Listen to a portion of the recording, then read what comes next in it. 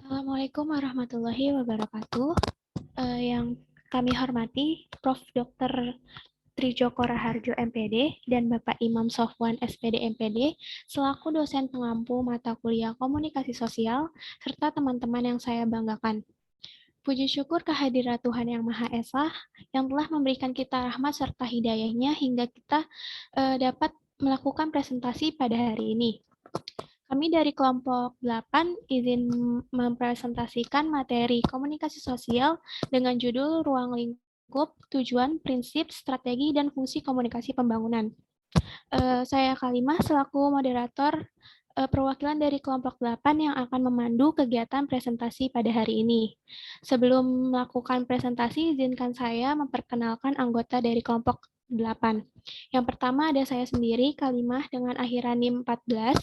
Yang kedua ada Lintang Kirana dengan akhiran NIM 66. Dan yang ketiga ada Ahnaf Gonim dengan akhiran NIM 69. Baik, untuk selanjutnya bisa di next slide, Lintang.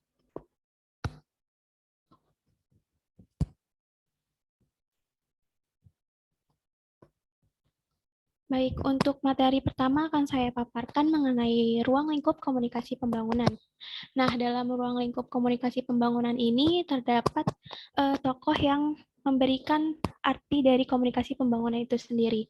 Yang pertama ada menurut Dila, yang mana komunikasi pembangunan itu adalah upaya organisasi untuk meningkatkan kondisi sosial dan ekonomi yang biasanya menggunakan proses komunikasi dan media. Komunikasi ini dapat terjadi di semua tingkatan, mulai dari halayak umum hingga pemerintah dan negara.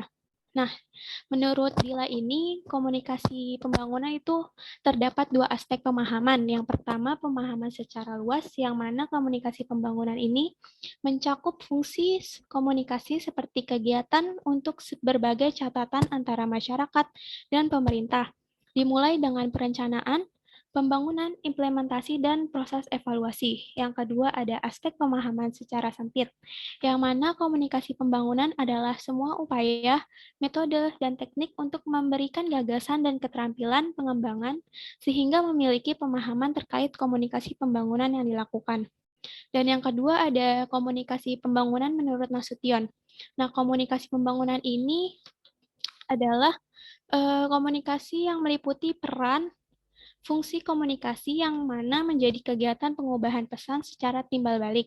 Di antaranya yaitu keikutsertaan dalam usaha pembangunan antara halayak umum dan pemerintah seperti perancangan awal, pengerjaan, dan evaluasi pembentukan. Nah, komunikasi sosial ini menggambarkan semua daya, gagasan, keterampilan, dan pembentukan yang bermula mengenai pihak yang mengawali pembentukan tersebut. Baik, untuk materi selanjutnya akan disampaikan oleh rekan saya. Kepadanya saya persilakan.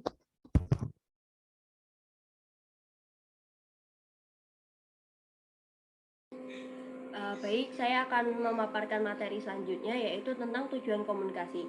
Tujuan komunikasi pembangunan adalah mengajarkan masyarakat memberi informasi yang tidak realistik dari fakta, juga bisa sebagai pemberian inspirasi, perilaku intelektual, dan lain sebagainya. Komunikasi pembangunan merupakan suatu bentuk kebutuhan untuk mengembangkan pendekatan baru untuk proses komunikasi antara masyarakat sebagai upaya untuk mendapatkan berbagai informasi atas proses pembangunan yang dilakukan. Upaya ini bertujuan untuk lebih menekankan perlunya meningkatkan keterlibatan semua pihak berkepentingan yang terlibat dalam proses komunikasi untuk berbagi fokus ketika melihat masalah yang muncul.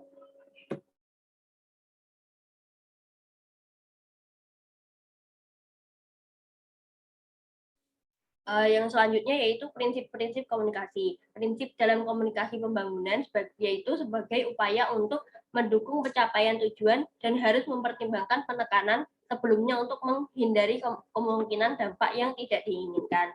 Nah, untuk mencapai prinsip komunikasi yang baik itu ada rumusan komunikasi yang efektif. Yang pertama yaitu pendekatan kepada masyarakat. Yang kedua itu memberikan informasi yang lebih spesifik. Yang ketiga yaitu membuat metode pembangunan komunikasi yang baik. Dan yang keempat pemimpin dapat membantu dalam pembangunan komunikasi.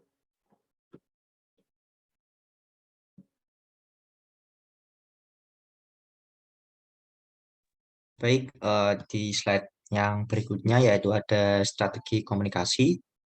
pada hakikatnya adalah perencanaan atau planning dan manajemen untuk mencapai suatu tujuan. Akan tetapi, untuk mencapai tujuan tersebut, strategi tidak akan berfungsi sebagai peta jalan yang menunjukkan arah saja, melainkan harus menunjukkan bagaimana taktik operasionalnya. Next.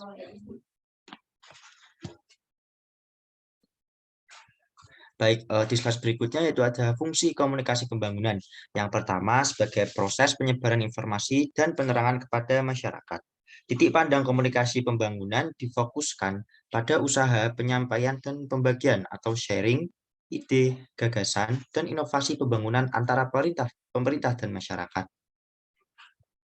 Yang kedua, sebagai proses rekayasa sosial.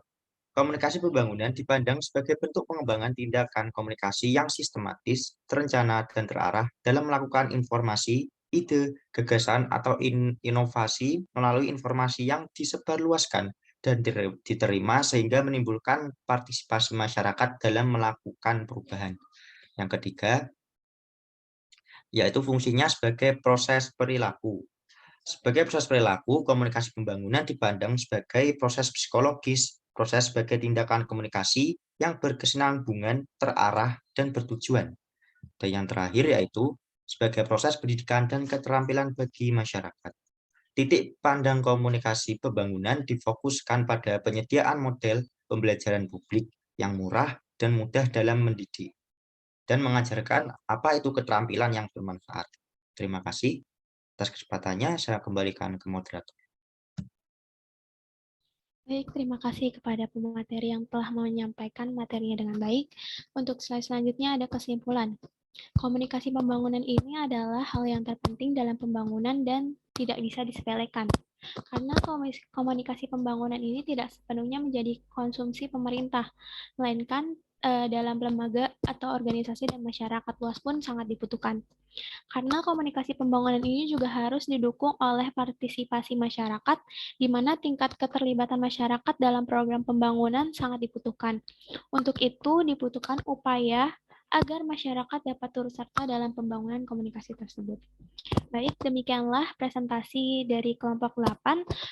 Mohon maaf jika terdapat kesalahan kata yang kurang berkenan. Kurang lebihnya mohon maaf. Wassalamualaikum warahmatullahi wabarakatuh.